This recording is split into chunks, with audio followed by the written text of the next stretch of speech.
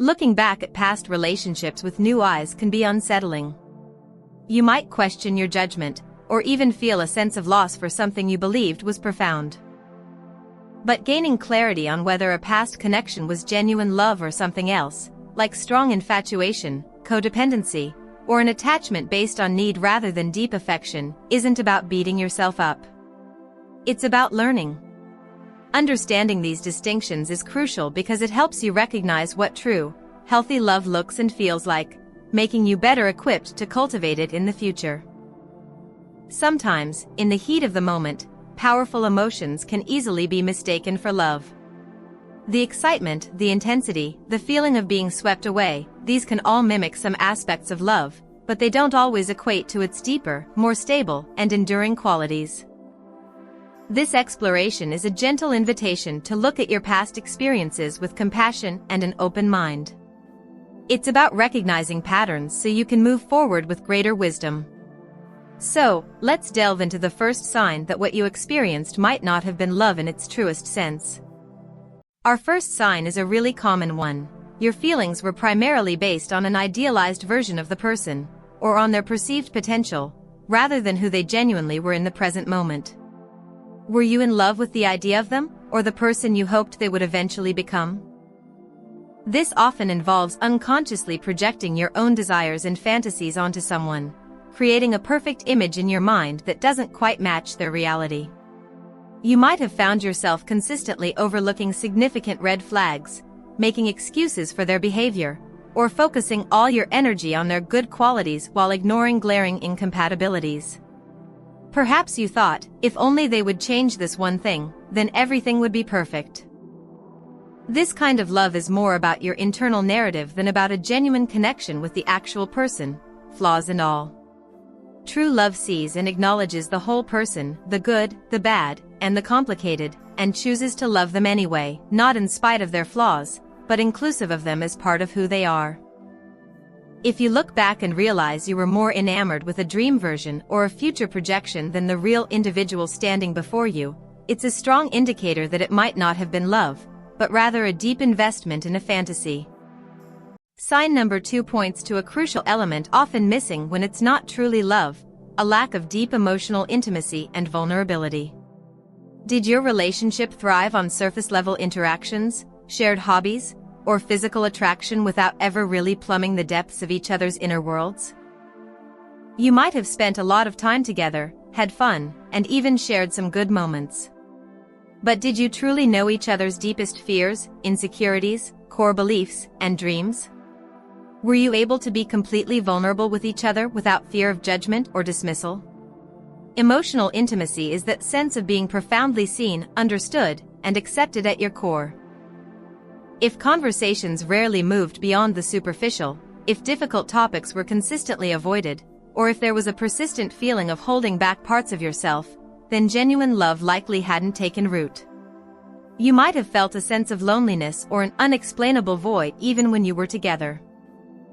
Love isn't just about the good times, it's about being able to navigate the messy, uncomfortable parts of life together, supported by a foundation of mutual understanding and emotional safety. Without that deep, soulful connection, it's more likely you experienced a strong liking or a companionship, rather than love in its fullest form. Our third sign delves into the underlying motivations. The relationship was primarily driven by external factors or a deep-seated need to fill an internal void, rather than a genuine, person-specific love.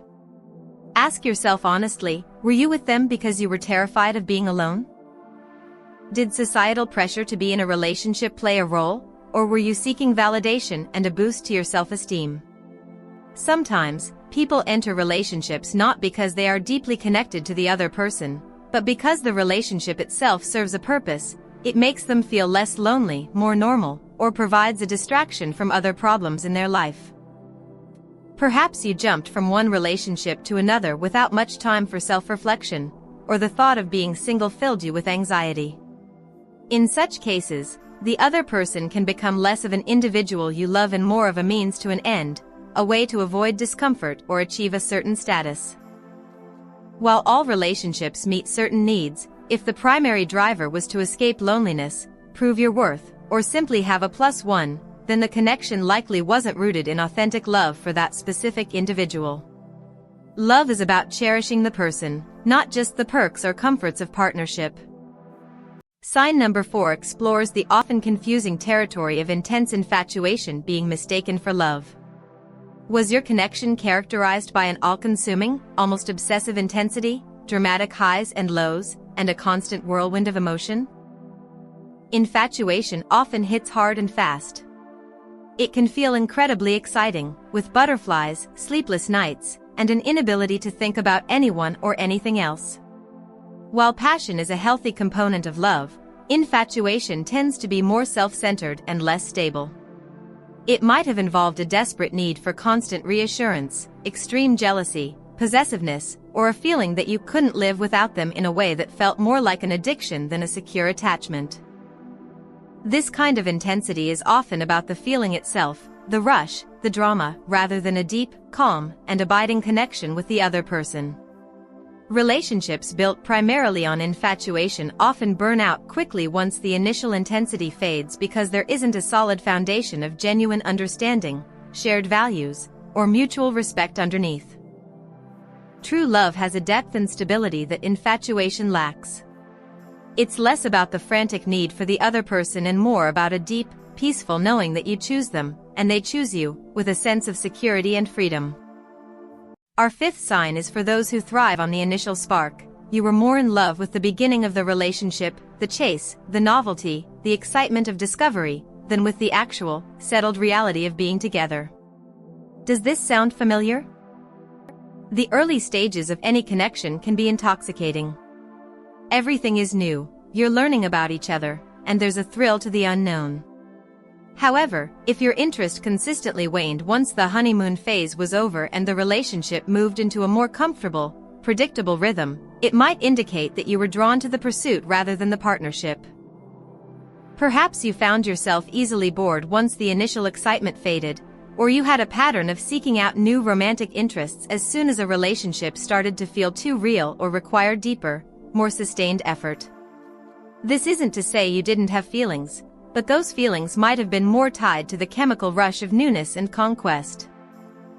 Enduring love, however, finds its strength not just in the initial fireworks but in the quiet comfort, shared history, and deep companionship that develop over time. It's about navigating challenges together and appreciating the beauty of a connection that deepens beyond the initial thrill. Finally, sign number 6 touches upon the selflessness inherent in genuine love. There was a consistent lack of genuine empathy, selflessness, and active support for their individual growth and happiness, separate from your own. Was the relationship more about what you could get from it or how they made you feel? True love involves a deep and sincere desire for the other person's well-being, even if it doesn't directly benefit you or if it means they are growing in ways that might change the dynamic. Did you find it hard to genuinely celebrate their successes, especially if they seemed to overshadow yours? Were you truly there for them with deep compassion during their struggles, or did their problems feel more like an inconvenience to you? A lack of empathy might also manifest as an inability to truly understand or validate their emotional experiences, or a tendency to prioritize your needs and feelings almost exclusively. Love fosters growth, both individually and as a couple. It means wanting the best for them as a person, supporting their dreams, and offering a safe space for them to be vulnerable and evolve. If the focus was predominantly on your own needs and how the relationship served you, without that reciprocal, selfless care for their journey, then it was likely a connection rooted in something other than deep, authentic love for them as a whole person. Looking back and recognizing these signs in a past relationship doesn't mean you failed, or that the time spent was entirely wasted. Every experience, especially those that challenge our understanding of love, holds valuable lessons. It's about self-discovery and growth. Be kind to yourself as you reflect on this. These realizations can be painful, but they are also incredibly liberating. Understanding what wasn't love helps you to more clearly define what true, healthy love means to you and what you want to cultivate in your future connections. It allows you to approach new relationships with greater awareness, emotional intelligence, and a stronger sense of your own needs and boundaries. This journey of understanding love is lifelong. Each connection teaches us something new about ourselves and about the intricate dance of human hearts. Embrace the wisdom gained, forgive yourself for any missteps, and know that clarity is the first step towards building the deeply loving and authentic relationships you deserve.